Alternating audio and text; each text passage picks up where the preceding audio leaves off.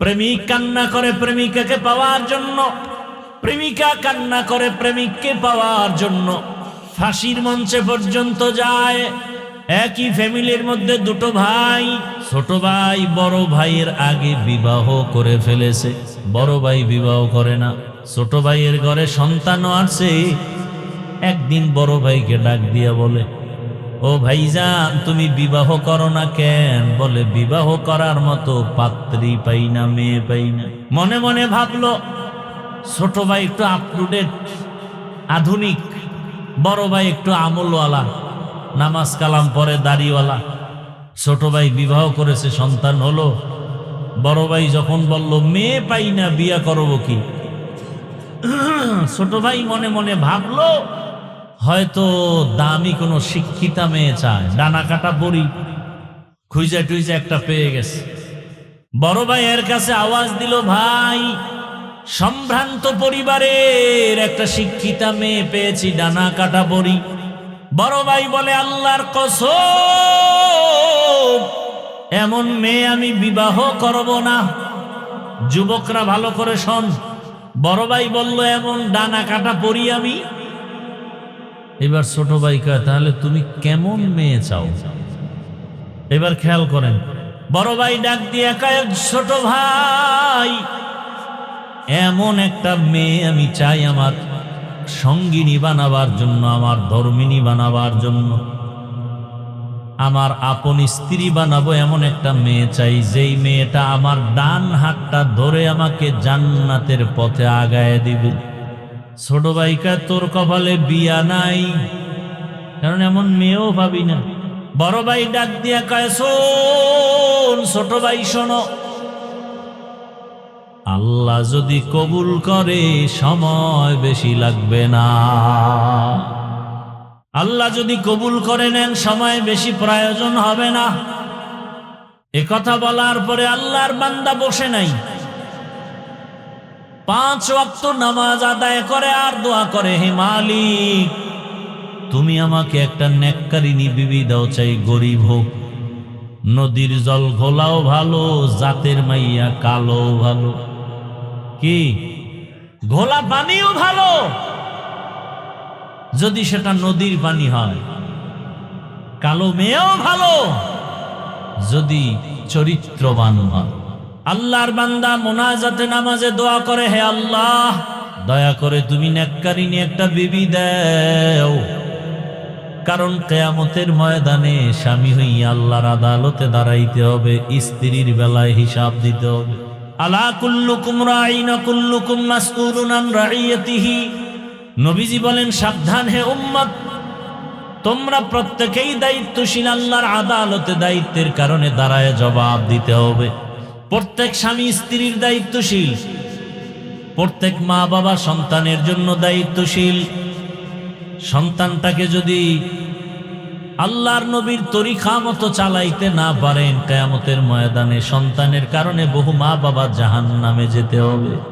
আল্লাহ কোরআনে নিজেই বলেছেন, সন্তান কিয়ামতের ময়দানে মা বাবার বিরুদ্ধে মামলা পেশ করবে। রব্বানা ইন্না আতা'না সাদাতানা ওয়া কুবারানা ফাআদাল্লুনাস সাবিলা রব্বানা আতিহিম যিফাইনি মিনাল আযাব ওয়ালআনহুম লা'নান কাবীরা। সন্তান সব বলে দিবে, আমার মা বাবার দোষে আমি নামাজ পড়তে পারি নাই, মা বাবা আমাকে নামাজের বয়ান দেয় নাই, আমার মা বাবা আমাকে কোরআন শিখায় নাই। অথচ এখনো দেখি ডিসি সাহেব তার অফিসে তার টেবিলে বসে কোরআন তেলাওয়াত করে। ডিসি সাহেব, আপনি কোরআন শিখলেন সরকারিভাবে নাকি? না না। বলে কেমনে? বলে ছোটবেলা আমার আব্বা আম্মা মক্তবে পাঠাই আমারে কোরআন শিখাইছে। এখন সে মক্তব নাই বললে চলে। সকালবেলা মক্তবে যাবে কি, মা বাবা ব্যস্ত সন্তানকে কেজিতে পাঠাবার জন্য। অপকৌশলে মক্তব বন্ধ হয়ে গেছে। আমরা মুসলমান বুঝতে পারি না, মুসলমানের ইতিহাস আমরা জানি না। ভাইরা আমার, 800 বছর পর্যন্ত স্পেন শাসন করেছে মুসলমান, 800 বছর। সেখানে এখন অবস্থা কি? মাইকে আজান নিষেধ। 800 বছর পর্যন্ত শুধু মুসলমান চালাইছে দেশটা স্পেন, আর সেখানে এখন জোরে মাইকে আজান দেওয়া যায় না। ইরাকের বাগদাদ এলেমের নগরী, হাজার হাজার কোরআনের তাফসির ব্যাখ্যা কিতাব ভরা ছিল লাইব্রেরি বাগদাদের, সব নদীর মধ্যে ফেলে দিল, পুড়ে ফেললো। মুসলমানের ইতিহাস হাসতে হাসতে ইসলামে পর্যন্ত আসেনি, রক্তের বিনিময়ে আসছে। কিন্তু আজকে দুঃখ লাগে, গতকালকে একদলে রক্ত জড়াইছে বেলেট দিয়া, নামাজও পড়ে নাই। এরা হায় হোসেন পার্টি, এমন কপাল পরা যে হোসাইনের নামও কইতে পারে না, হোসেন কয়। কত বড় বেয়াদবি! হোসাইন রাদিয়াল্লাহু আনহু, কত সুন্দর নাম, এটার হায় হোসেন, হায় হোসেন।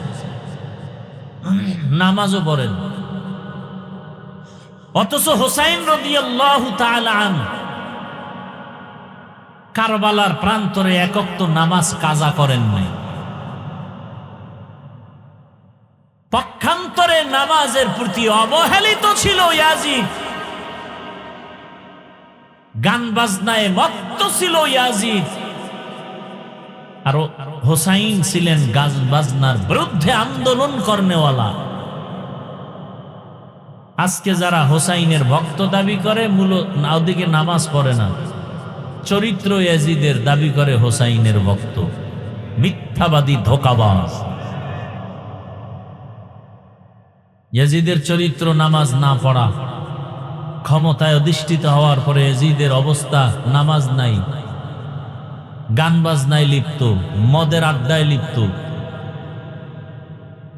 বেপর্দা মিছিল করছে হায় হোসেন বলিয়া, সব নারী পুরুষ একসাথে, ঠিক নেই?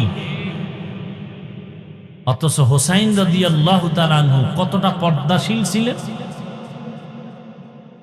এ কথা বলার লোক নাই, শোনার লোক নাই, বিরোধিতা করার বেয়াদবের অভাব নাই।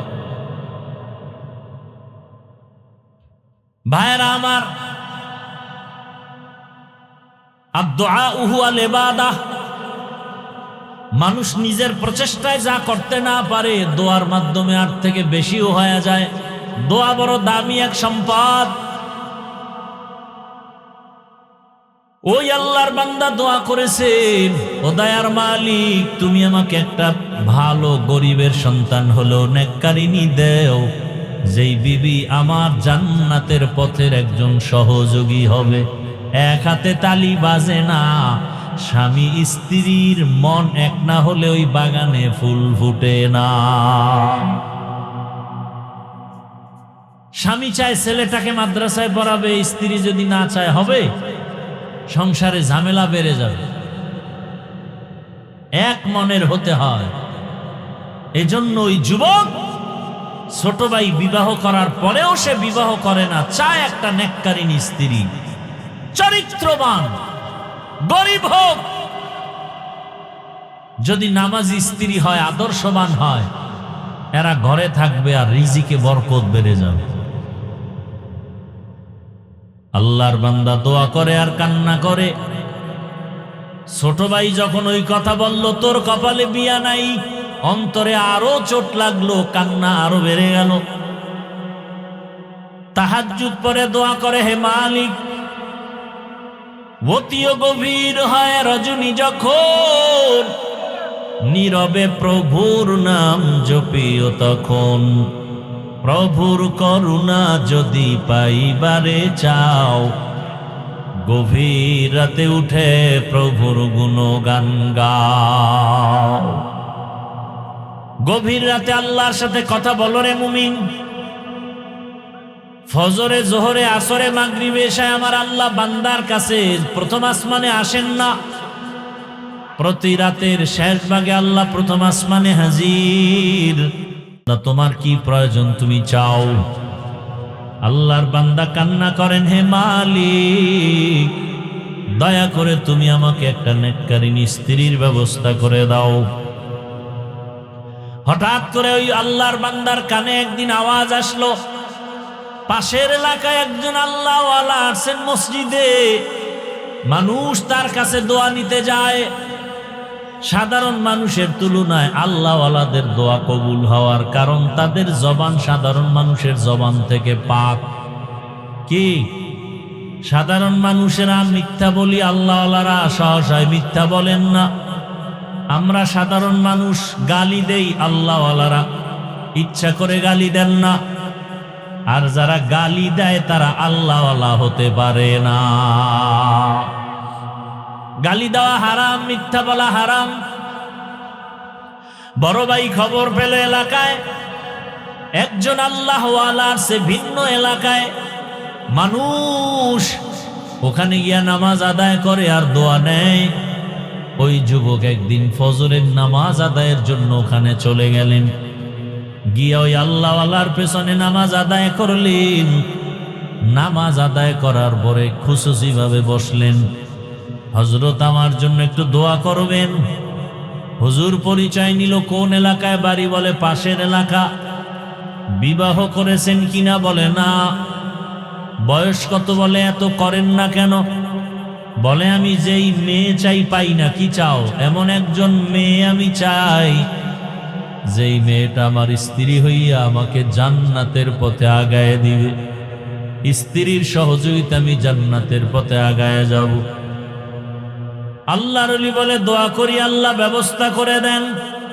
কথা চলতেছে চলতেছে চলতেছে, হঠাৎ মসজিদের বাহির থেকে জানালার পার্শ্বে একটা মেয়ের কণ্ঠে সালামের আওয়াজ। আসসালামু আলাইকুম ওয়া রাহমাতুল্লাহ বলে বলেন, হযরত আমি এই এলাকার একটা মেয়ে সন্তান, দোয়ার জন্য আসছি পর্দার আড়ালে। আমার বাবা নাই, দোয়া করবেন, আমরা গরিব এতিম। ও মা, তোমার বয়স কত, বলে এত। বিবাহ হয়েছে নাকি, বলে না। কেন হয় না বলো, বলে আমি প্রতিদিন নামাজ আদায় করি আর কান্না করি, আল্লাহ এমন একটা স্বামী আমারে মিলায় দেও যেই স্বামী আমার ডান হাত ধরে জান্নাতের পথে আগায় দিবে। পাওয়া গেছেনি? আল্লাহর ওলি বলে, মা তুমি যদি মনে কষ্ট না নাও, আমি যদি প্রস্তাব দেই তুমি মানবানি? বলে হ্যাঁ হুজুর, আপনার কথা আমি ফেলতে পারবো না। এইবার হুজুরের কথায় আল্লাহওয়ালার কথা মধ্য হইয়া ওই মেয়ে আর যুবক বড় ভাইয়ের সাথে বিবাহের তারিখ হলো, বিবাহ হয়ে গেল। এই যুবকেরা ভালো করে শোনো, পর্দার আড়ালের মা বোনা ভালো করে শুনেন। এবার এই যুবক যুবতী হালাল পন্থায় বিবাহের বন্ধনে এসে কোন রকম সংসার চালায়, গরিবী হালাত। একেবারে পাহাড়ের পার্শ্বে গিয়া ঘর উঠাইছে, মানুষের মাঝে পর্দা রক্ষা হয় না বিদায়। আল্লাহর বান্দা ওখানে নামাজ আদায় করে, কাজ করে, নামাজ বন্ধ করে না। ফজরের নামাজ, তাহাজ্জুদের নামাজ আদায় করে স্বামী আর স্ত্রী এক জায়গায় বসে আমার মাওলার কাছে দোয়া করে, ও দয়ার মালিক, দুইজনে দুই দিক থেকে দোয়া করছি, কবুল করছো। আমার স্বামী এমন একটা মেয়ে চাইছে, তুমি মিলায় দিছো। আবার স্বামী বলে এমন একটা স্ত্রী চাইছি, তুমি মিলায় দিছো। এইবার আমার জীবনের শেষ একটা চাওয়া, স্ত্রীও দোয়া করে, স্বামীও দোয়া করে, আল্লাহ একটা নেককার সন্তানের ব্যবস্থা করে দাও। ইব্রাহিম আলাইহিস সালাম ৮০ বছর বয়স পার হওয়ার পরে নেককার সন্তানের দোয়া করলেন, রব্বি হাবলি মিনাস সালিহিন। ওই যুবক যুবতীও দোয়া করে, আল্লাহ নেককার সন্তান দাও।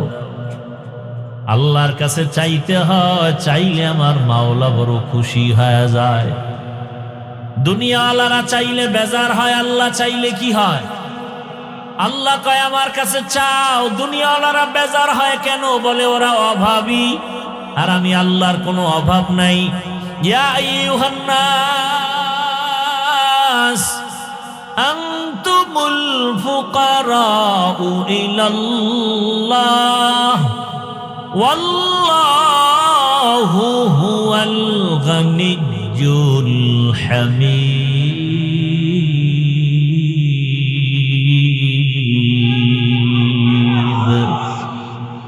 বখা কুরআন কালামুল্লাহ বশনু কদিমাস্তি কদিমাস্তি নইনো। ভাইরা আমার, আল্লাহ বলেন দুনিয়ার মানুষ তোমরা সবাই ফকির, একমাত্র ধনী আমি আল্লাহ। শুধু ধনী না, আমি প্রশংসিত ধনী। দুনিয়ার সবার অভাব আছে, আল্লাহর অভাব নাই। আল্লাহর কাছে দোয়া করছেন, হে মালিক নেককার সন্তান দান করো। আল্লাহ তাআলা তাদের দোয়া এটাও কবুল করে ফেললেন। কিছুদিনের মধ্যে আল্লাহ একটা নেককার সন্তান দান করলেন। সন্তানটার ডান কানে আজান, বাম কানে ইকামতের আওয়াজ। সন্তানটাকে ধর্মীয় শিক্ষা দিয়া আস্তে আস্তে বড় বানাইল। মা বাবার সাথে আদব রক্ষা, সালাম সারা কথা কয় না। আর এখন সন্তানরা IA pass, BA pass, MA pass করে সালাম জানেই না। পরিপূর্ণ ইনসাফের বিচার দুনিয়ার কোনো আদালতে এটা সম্ভব না।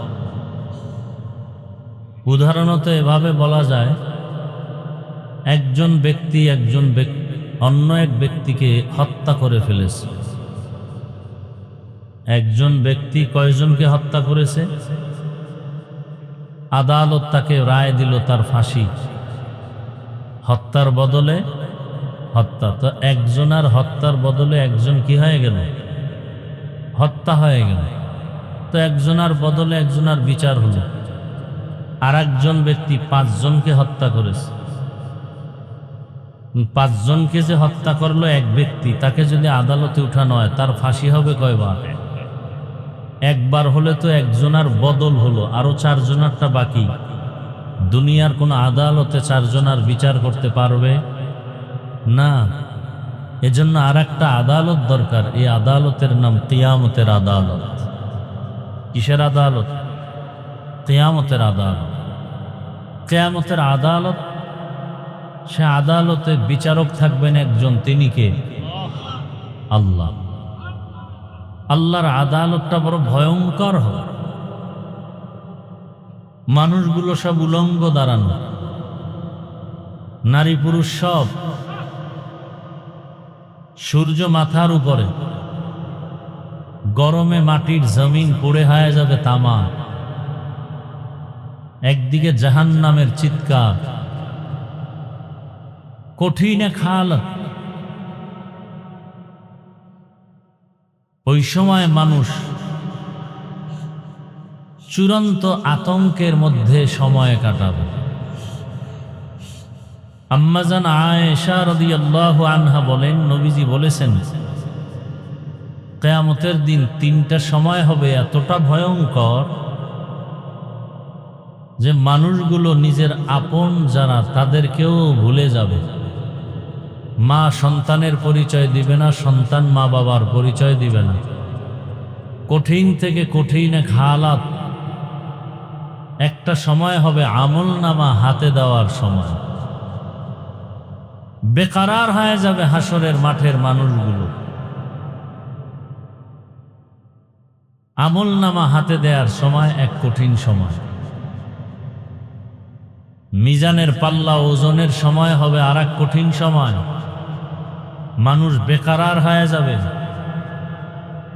আমল নামা ডান হাতে আসে না বাম হাতে। মিজানের নেকের পাল্লা ভারী হয় না গুনার পাল্লা। পাগলের মতো হয়ে যাবে, চিৎকার করতে থাকবে। আর একটা কঠিন সময় হবে ফুলসিরাত পার হওয়ার সময়। আল্লাহর আদালতে দাঁড়াইয়া হিসাব দেওয়াটা। আপনারা জানেন উম্মতেরা ছোটাছুটি করবে সুপারিশের জন্য। আদম সফিউল্লাহ কাঁদবেন নিজের চিন্তায়, উম্মতের কথা ভুলেই যাবেন। মূসা নবী কাঁদবেন নিজের চিন্তায়, উম্মতকে ভুলে যাবেন। ঈসা নবী কাঁদবেন নিজের চিন্তায়, উম্মতকে ভুলে যাবেন। নূহ আলাইহিস সালাম কান্না করবেন নিজের পেরেশানি, নিজের চিন্তা, উম্মতের কথা ভুলে যাবেন। এমন কঠিন অবস্থা হবে হাসরের মাঠে। ওই দিন একটা নেকের টান পড়ে গেছে এক বান্দার, নবীজি বলেন আল্লাহ বলবে একটা নেক পেলেই সে কোথায় যাবে? আল্লাহ বলবে দেখো তো তোমার আপন কেউ আছে কিনা একটা নেক দেওয়ার জন্য। ঘুরতে ঘুরতে যাবে, ঘুরবে সব জায়গায়, ছেলের কাছে যাবে, ছেলে বলবে দুনিয়াতে আমার বাবা ছিল ঠিক, তবে তুমি যে আমার বাবা এটা আমি বিশ্বাস করিনি, যাও। এভাবে ঘুরতে ঘুরতে কেউ একটা নেক দিবেন। যখন নিরাশ হয়ে আল্লাহর আদালতের দিকে যাবে, হঠাৎ দেখবে এক বুড়া মানুষ, সে কোথাও বসে কাঁদতেছে। বলবে তুমি যাও কই, চাও কি? বলে একটা নেক। বলে আমার কাছে একটা নেক আছে। সে তার কোনো আত্মীয়? বলবে আমার কাছে একটা নেক আছে। আর কোনো নেক? তা আমার এক নেক দিয়ে তো আমি জান্নাত পাবো, অতএব তুমি যদি একটা নেক দিয়ে জান্নাত পাও তো ভালো, নাও আমার নেকটা তুমি নিয়ে অন্তত তুমি জান্নাতে যাও। বান্দা মহা খুশিতে আল্লাহর আদালতে যাবেন। আল্লাহ রাব্বুল আলামিন বলবে তোমাকে এই কঠিন সময় তোমার এই নেকটা কে দিল? তোমার ছেলে? বলে না। মেয়ে না, স্ত্রী না, মা বাবা না, কেউ না, অচেনা এক মুমিন ভাই। তাকে ডাকো। ডাকা হবে তাকে। এই তুমি এই বান্দাকে একটা নেক দিছো? বলে হ্যাঁ। কেন? তোমার আত্মীয়? বলে না। তো কেন দিছো? বলবেন হে মালিক, আমার মাত্র একটা নেক, এই একটা নেক দিয়ে তো আমি জান্নাত পাবো না, অন্তত আমার ভাই যদি একটা নেক দিলে জান্নাত পায়, আমার একটা তৃপ্তি, আমার ভাই জান্নাতে গেল, জাহান্নামে তো গেল না। রসুল বলেন সাথে সাথে আল্লাহ পাকের মায়া কুদরতি অন্তরে জোশ এসে যাবে। আল্লাহ বলবেন তুমি যদি আজকের কঠিন সময় তোমার এক ভাইকে একটা নেক দিয়ে সহযোগিতা করতে পারো, তোমার থেকে আমি আল্লাহর মায়া কি কম? আমি তো রহিম, আমি আল্লাহ তোমাকেও জান্নাত দিয়ে দিই। কিয়ামতের ময়দান ভয়ঙ্কর এক হালাত। এই বয়ান করলেই খাঁটি মুমিনরা আর সহ্য করতে পারে না। হাসরের মাঠের বয়ান করলে মানুষ উজানির মাঠে চিৎকার দেয়, চরমনায়ের ময়দানে চিৎকার দেয়, সহ্য করতে পারে না। আর এগুলো সহ্য করার জিনিসও না। একটা সন্তান হারাইলে বাপ মা চিৎকার করে কান্না করে। বাবা মারা গেছে, সন্তান কান্না করে করে বেহুশ মাটিতে গড়াগড়ি খায়, এরকম হয় না?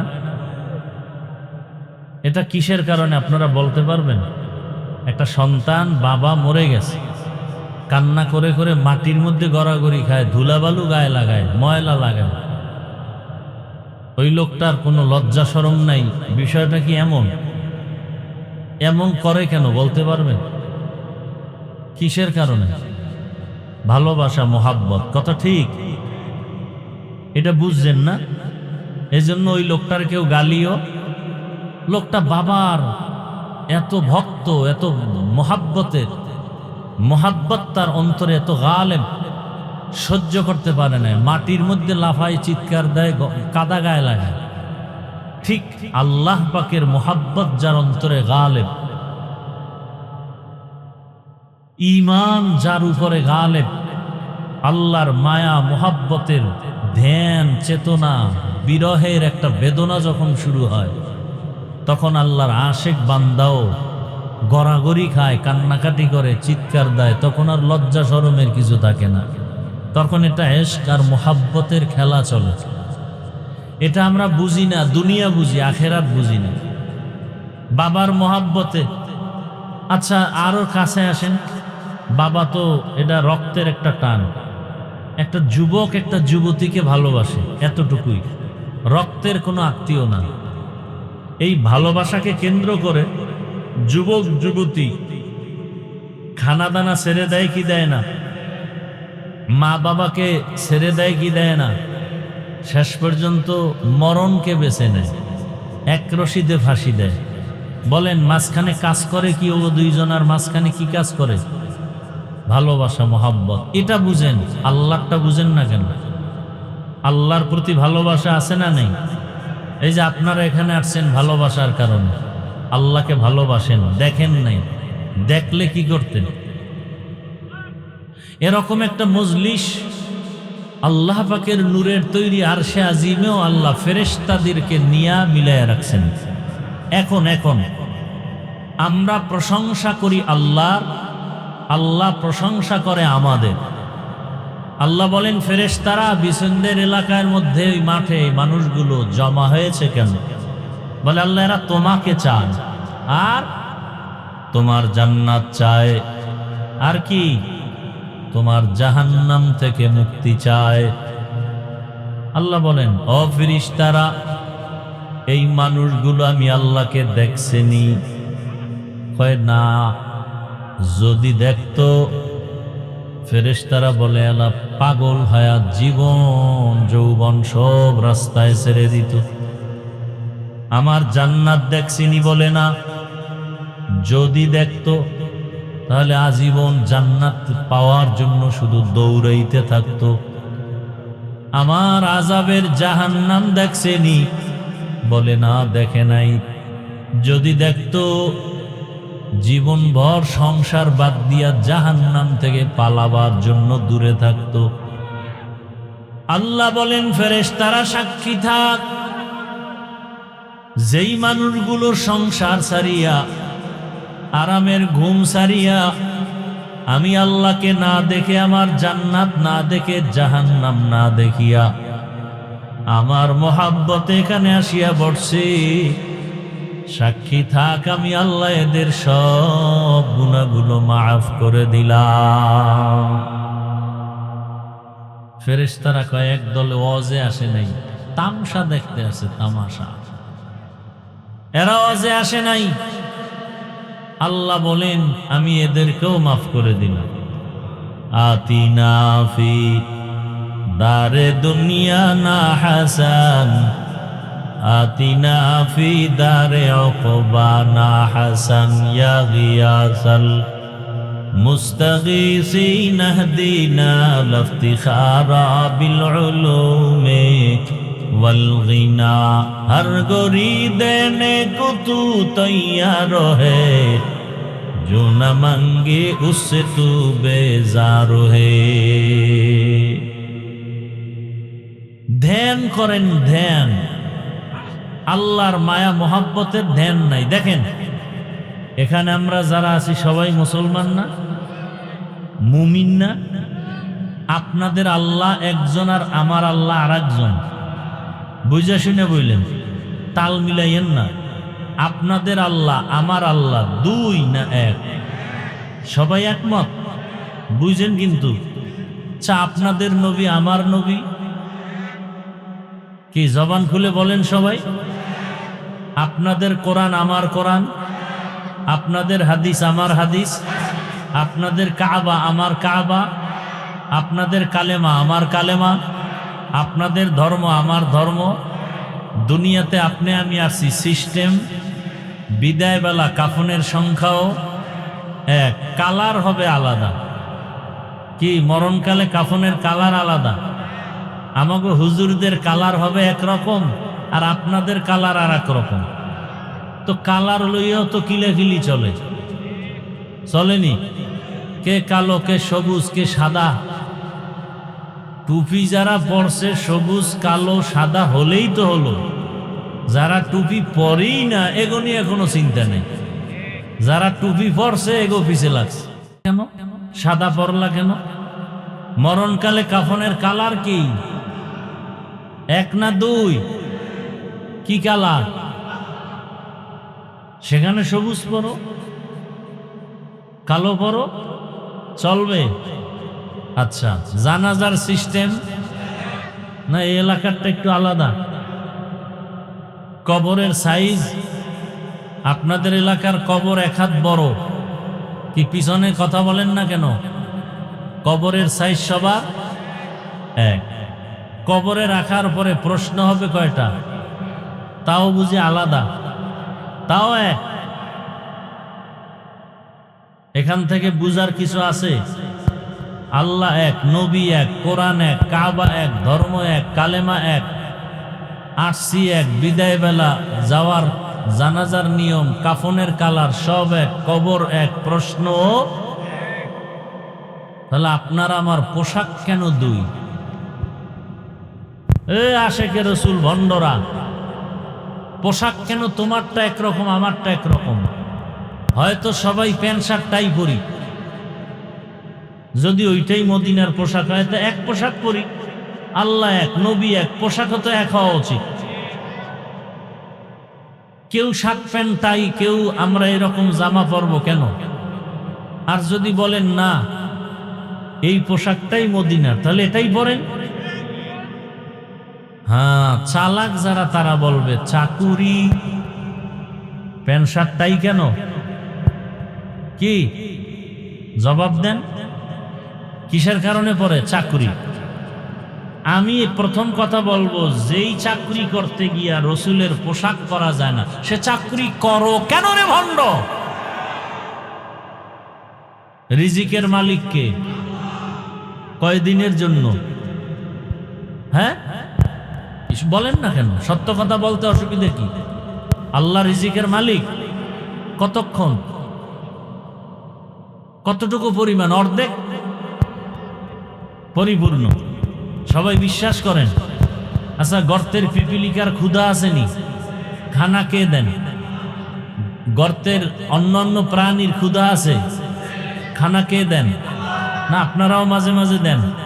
জঙ্গলের হাজারো প্রাণী আছে, ওদের খানা কে দেন? নদীর মধ্যে হাজারো ধরনের মাছ, ওদের খানা কে দেন? উড়ন্ত পাখি আকাশে উড়ে, ওর খানা কে দেন? বলেন তো, ওই নদীর মাছ, এরপরে জঙ্গলের পশু পাখি, এরপরে গর্তের পিপিলিকা, ওরা দামি না আমরা মানুষ দামি? তাহলে আমগো রিজিক কি আল্লাহ দিবেন না? তাহলে চাকরির অজুহাতে প্যান্ট শার্টটাই কেন? আচ্ছা মেনে নিলাম, 1 মিনিট, চাকরির কারণে আপনি প্যান্ট শার্টটাই পরলেন। মসজিদে চাকরি আছে, সেখানে মদিনার পোশাক নাই কেন? ওয়াজ মাহফিলে আসছেন, এখানে মদিনার পোশাক নাই কেন? চাকরি মেনে নিলাম, চাকরির কারণে আপনি পারেন না, এখানে কিসের চাকরি? মসজিদে কিসের চাকরি? আল্লাহর ঘরে যাবেন, সেখানেও কি মদিনার পোশাকটা নেওয়া যায় না? বিবেকের কাছে আদালতে বিচার। দেখেন আল্লাহর ভয় কি জিনিস। আপনিও মুসলমান, আমিও। আমি টুপি খুলতে চাই না, আর আপনি টুপি দিতে চান না। আপনাকে টুপির জন্য আলাদা বয়ান দিতে হচ্ছে। আপনি কেমন ভিআইপি মুসলমান? আমি দাড়ি কাটতে চাই না, আর আপনি রাখতে চান না। আপনাকে দাড়ির জন্য আলাদা বয়ান দিতে হয়। আপনি কত বড় ভিআইপি মুসলমান! কি আমি পর্দা ছাড়তে চাই না, লজ্জা লাগে, আর আপনি পর্দা করতে চান না, লজ্জা পান? আমি মসজিদে না ঢুকলে লজ্জা লাগে, আর আপনি মসজিদে ঢুকতে গেলে লজ্জা লাগে। এবার ভাবেন তো আপনি কোন ধরনের মুসলমান? গর্ব সুরত আদমি ইনসাবুদে আহমদ বু জাহলো হামেক সাবুদে আদমিরা আদমিয়ত লাজিমাস উদরা গরবুনা বাশদ হি জামাজ আদমিয়ত লাহম শাহম পশতে নিস আদমিয়ত জুজরে জয়ে দোস্তে নিস। আসলে মানুষ হতে পারি নাই। কি হতে পারি নাই? বাবায় মারা গেল, একটা সন্তান কান্না করে, মাটি ময়লা গায়ে লাগায়। বাবার ভালোবাসা ঠিক এই দুনিয়াতে আল্লাহর মোহাব্বত যার অন্তরে গালেব হয়ে যাবে, ওই বান্দা আমার আল্লাহর ভালোবাসায় এমন পাগল হবে, এক সময় কান্না করে করে করে করে মাটিতে গড়াগড়ি খাবে আমার মাওলাকে পাওয়ার জন্য। শামসুল হক ফরিদপুরি রহমাতুল্লাহ আলাইহি বলেছেন, দুনিয়াতে যত মানুষ দেখো সব মানুষ হলো পাগলের দল। এমন একটা মানুষ নাই যারা পাগল না। কেউ টাকার পাগল, কেউ গাড়ির পাগল, কেউ নারীর পাগল, কেউ ক্ষমতার পাগল। যারা ক্ষমতার পাগল এরা নামাজে দাঁড়াইয়াও ক্ষমতা, ঠিক নেই? ক্ষমতার এমন পাগল যে জীবনে টুপি না পরলেও নির্বাচনের আগে টুপি পরে। কিসের পাগল? টুপির পাগল না ক্ষমতার পাগল? কিছু কিছু বেয়াদব দেখবেন রমাজানের আগে আগে দাড়ি রেখে, হাফেজ যুবক রমাজানে তারাবি পড়াবার জন্য দাড়ি রাখে, তারাবি শেষ হয়ে গেলে রমাজানের পরে দাড়ি কেটে গেলে। এরকম কিছু বেয়াদব আমাদের সমাজে আছে, আমি দেখছি। এরা কি আসলে আল্লাহর পাগল না দুনিয়াদার? হুব্বুদ দুনিয়া রাসু কুল্লি খাতিআ। দুনিয়ার লোভ, দুনিয়ার ভালোবাসা সবকিছু ধ্বংসের মূল কারণ। হ্যাঁ, আল্লাহ হেদায়েত দান করুন। একটু চিন্তা করেন তো, আপনিও মুসলমান, আমিও মুসলমান। আমি দাড়ি কাটতে চাই না, আপনি রাখতে চান না। আমি টুপি খুলতে চাই না, আপনি টুপি দিতেই চান না। আপনি বলেন টুপি মাথায় দিলে মাথা গরম। মদিনার পোশাক পরতে চায় না, কিন্তু আজ আর্জেন্টিনা ব্রাজিলের পতাকা লাগায় গেঞ্জি পরে, ঠিক নি? বাংলাদেশের পতাকার গেঞ্জি পরছো কয়দিন? বেঈমানের গোলাম হয়ে গেলি। শুনলাম কয়েকদিন আগে আবার যাত্রাবাড়ি এলাকায় কালেমার পতাকা নামায় ফেলছে। আমি সেদিন এক জায়গায় বলেছি, দুনিয়ার ভিন্ন কোনো পতাকা থাকবে কি থাকবে না জানি না, তবে কালেমার পতাকা থাকবে। যারা কালেমার পতাকার বিরুদ্ধে যাবে ওদের বিরুদ্ধে আন্দোলন হবে।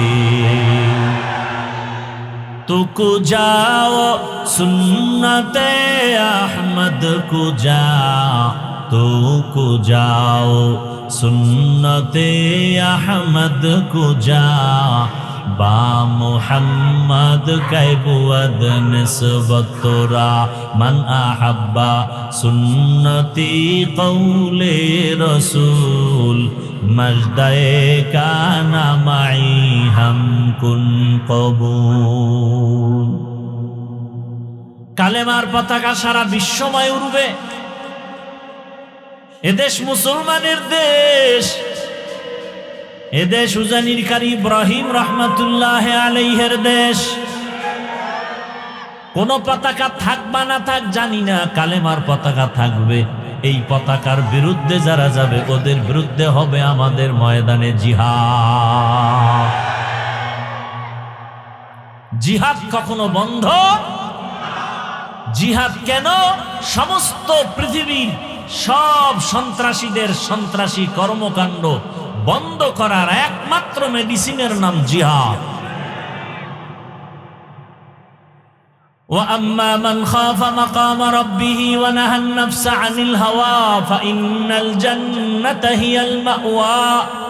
ہر کے دارد خوف حق دار دل مدام، ہر کے دارد خوف حق دار دل مدام، জন্নতুল মাওয়া দেহদ ও রামাকাম জুজবা হক চি জে মখা আজ ইনসুজা, ফজলে উ আমস্তে দর জুমলা জাহা। ভাইরা আমার, মোবাইলের লাইটগুলো বন্ধ করা যায় না? এই কপাল পোড়া, 24টা ঘন্টা মোবাইল মোবাইল মোবাইল, বাথরুমে গিয়েও মোবাইল, সারা রাত মোবাইল। বেহেশতের বাগানে 1 ঘন্টা বয়ান শুনতে আসছেন, এই টাইম মোবাইল না চালাইলে গজব আসবে? এত বেহায়া কেন? একটা ঘন্টার জন্য মোবাইল না চালালে কি ক্ষতি হবে?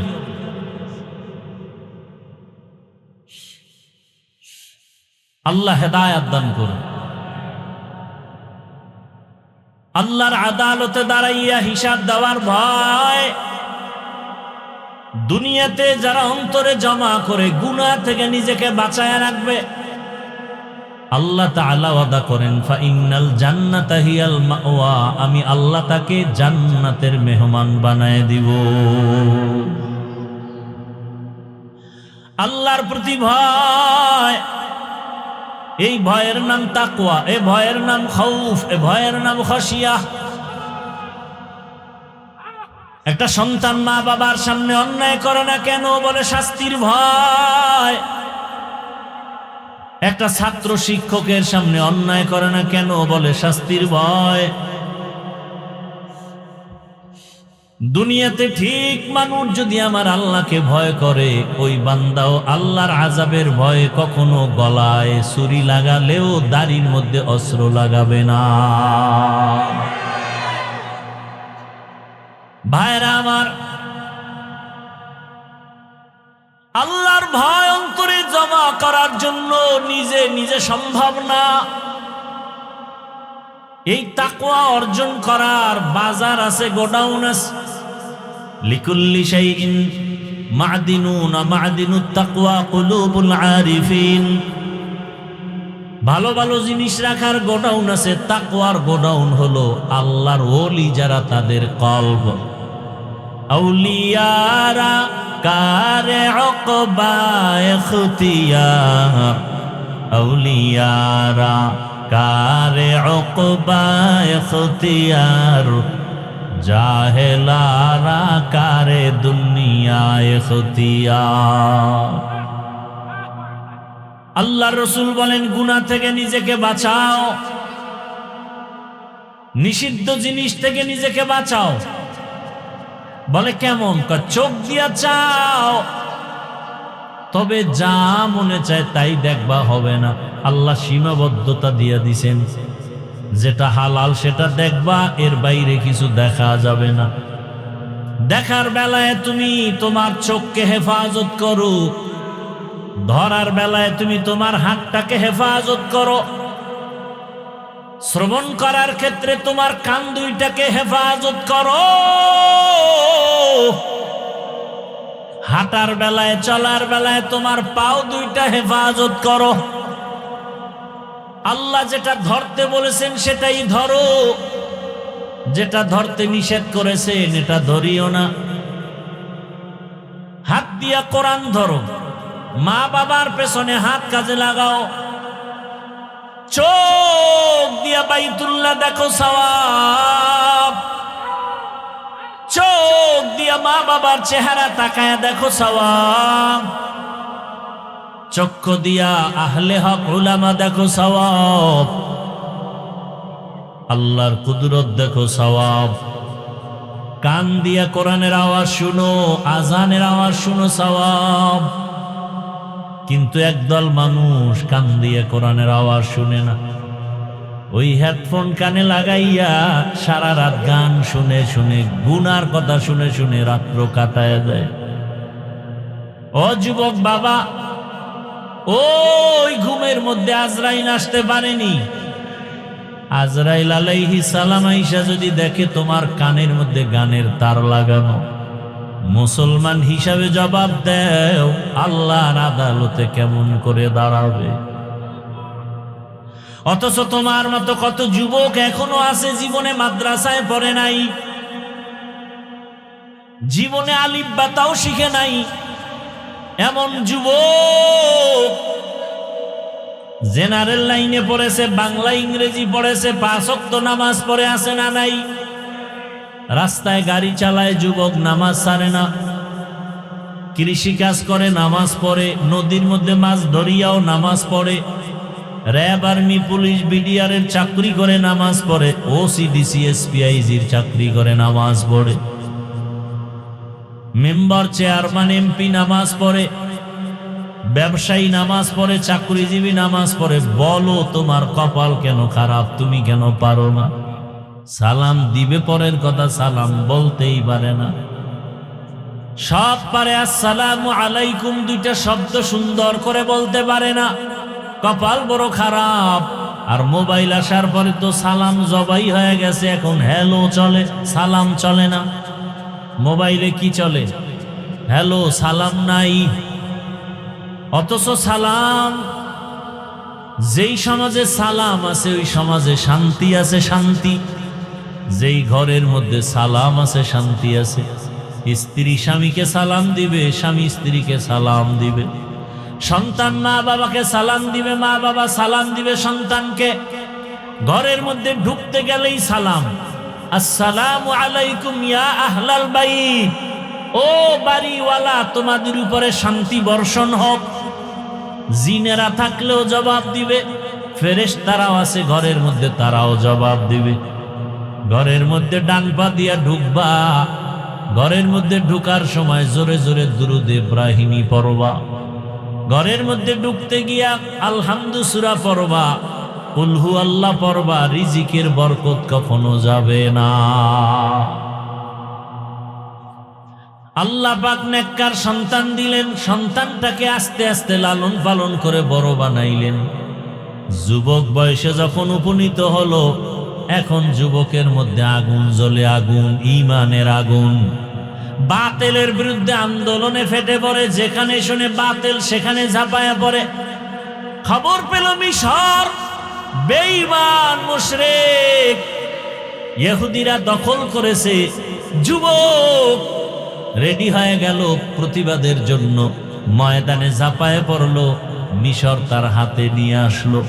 খবর পেল বাইতুল মুকাদ্দাস জালেমরা দখল করেছে, আন্দোলনে নেমে পড়লো। বাইতুল মাকদিস তিনি হাতের মধ্যে নিয়ে আসলো জালেমদের থেকে। এই যুবকেরা, শিক্ষিত বাবারা, মোবাইলটা যদি হাতে থাকে, বাসায় যাইয়া গুগলে সার্চ দিয়া নামটা বলবো, তুমি এটার ঘটনা তালাশ করে দেখবা। এমন বাবা, এমন মায়ের সন্তান, যুবকের ইমানের স্পিরিট। এই যুবককে, এই যুবকের নাম দুনিয়ার সব ইতিহাসবিদরা জানে, সুলতান সালাহউদ্দিন আইয়ুবী রহমাতুল্লাহ আলাইহি। এতক্ষণ যে ঘটনা শুনাইলাম, কার নাম? মোবাইলে গুগলে সার্চ দাও, মোবাইল খুললে শুধু অন্যায় করো কেন? ভালো ভালো জিনিস দেখারও তো সুযোগ আছে। ইউটিউব খোলো, তুমি উলামায়ে কেরামের বয়ান শুনো, কোরআন তেলাওয়াত শুনো, মক্কা মদিনার ইমামের তেলাওয়াত শুনো। গুগলে সার্চ দাও, আসমানটা কেমনে বানানো হলো, গ্রহ নক্ষত্রগুলো, সৌরজগৎ কেমনে বানানো হলো, এগুলো গুগলে সার্চ দাও। আর কাগজ কলমে লেখো, গবেষণা করো, আদর্শবান হও। যুবক, সালাউদ্দিন, সুলতান সালাহউদ্দিন আইয়ুবীর ইতিহাস পড়ো। অল্প বয়সে গোটা দুনিয়াতে আলোড়ন সৃষ্টি করে ফেললো তার আদর্শ দিয়া, ইমানের স্পিরিট। আমি চাই যুবক, তুমি ডাক্তার হও, প্রফেসর হও, তবে তোমার আদর্শটা সালাহউদ্দিন আইয়ুবীর মতো হতে চাই। তুমি ইঞ্জিনিয়ার হলেও যেন কোরআন পড়া ভুলে না যাও, ডাক্তার হলেও যেন কোরআন পড়া ভুলে না যাও। তোমার মতো কত ডাক্তার যুবক জেনারেল লাইনে পড়ে ডাক্তার হইয়া কোরআন পড়তে পারে না? পারে না। তুমি পারো না কেন? তওবা করো। জীবনে তো গুনাহ কম করো নাই। কত গান শুনছো, কত দাড়ি কাটছো, কত বেপরদার আড্ডায় গেছো, পার্কে গেছো, কত রাত্র মোবাইলে গুনাহ করে কাটাইছো। এখন সময় আছে, তওবা করো। মনে মনে আমার আল্লাহকে ডাকো, আর গুনাহ করবা না, দাড়ি কাটবা না, নামাজ ছাড়বা না, বেপরদায় চলবা না। ও মা বোনেরাও তওবা করেন। আর স্বামীর মাল নষ্ট করবেন না, মোবাইলে সময় নষ্ট করবেন না, নামাজ ছাড়বেন না। সন্তানটাকে কোরআনওয়ালা, নামাজি, আদর্শবান ডাক্তার বানাবেন। কোরআন পড়নেওয়ালা, নামাজি, আদর্শবান ইঞ্জিনিয়ার বানাবেন। কোরআন পড়নেওয়ালা, নামাজি, আদর্শবান প্রফেসর বানাবেন। কিন্তু কোরআন যেন ভুলে না যায়। আল্লাহর কাছে দোয়া করেন একটা নেককার সন্তানের জন্য। আল্লাহর কাছে অভাব নাই। এমন আদর্শ মুরব্বীরা রেখে যাবেন, সন্তানটা যেন মরিয়া গেল যেন আপনাদের জন্য দোয়া করে আর বলে, আমার মা বাবা আদর্শবান ছিল, নামাজি ছিল। আমার মা বাবার আদর্শের কারণে আমি সন্তান নামাজি হয়েছি, কোরআন পড়নেওয়ালা হয়েছি। মা বাবা বড় আদর্শবান ছিল, কখনো তর্ক করে নাই, ঝগড়া করে নাই, মোবাইলে সময় নষ্ট করে নাই। আমার মা বাবা কখনো কেউ কাউকে গালাগালি করে নাই। সন্তান তখন দোয়া করবে। আর যদি মা বাবার আদর্শ আপনাদের খারাপ হয়, সন্তান এক সময় ধিক্কার দিয়া বলবে, আমার মা বাবা নামাজ পড়ে নাই, আমি কেমনে নামাজি হব? আমার মা বাবা সারাদিন তর্ক বিতর্ক, ঝগড়া, গালাগালি, মোবাইল নিয়ে পড়ে থাকতো, আমার মা বাবার কারণে আমি খারাপ হয়ে গেছি। ও মা বোনেরা, মা বাবারা, মুরব্বীরা, সন্তানের অভিশাপ পাবেন, সন্তানের ধিক্কার পাওয়ার মতো কাজ করিয়েন না। এখনো সময় আছে, তওবা করেন। আর নামাজ ছাড়বেন না, আর বেপরদায় চলবেন না। মা বাবার দোয়া নিয়ে স্বামীর মাল হেফাজত করবেন, নামাজ আদায় করবেন, মোবাইলে গুনাহ করবেন না। ও যুবক বাবারা, তওবা করো, আর দাড়ি কাটবা না, নামাজ ছাড়বা না, বেপরদায় চলবা না। মা বাবার দোয়া নিয়া, শিক্ষকের দোয়া নিয়া, উলামায়ে কেরামের দোয়া পরামর্শ নিয়া নবীজির আদর্শ সুন্নাত অনুযায়ী জীবন চালাইবা। তওবা করার মতো যদি অন্তর তৈরি হয়, খাঁটি অন্তরে তওবা করতে পারো, আল্লাহ তাআলা সাথে সাথে তোমার গুনাহ মাফ করে দিবেন। তওবাওয়ালা যদি অন্তর থাকে, দুটো হাত আমার আল্লাহকে দেখায়া দাও। আয় আল্লাহ, হাতগুলো কবুল করে নেন, তওবা কবুল করে নেন। আয় আল্লাহ, আমরা তওবা করছি, আর দাড়ি কাটবো না, নামাজ ছাড়বো না, বেপরদায় চলবো না, মা বাবার সাথে বেয়াদবি করবো না, উলামায়ে কেরামের দোয়া নিয়া, শিক্ষকের দোয়া নিয়া, নবীর সুন্নাত অনুযায়ী চলবো। আয় আল্লাহ, আমার তওবা, আমাদের তওবা কবুল করে নেন। তওবার উপরে মজবুত হইয়া চলার তৌফিক দান করেন, আমিন। আলহামদুলিল্লাহি রাব্বিল আলামিন, ওয়াসসালাতু ওয়াসসালামু আলা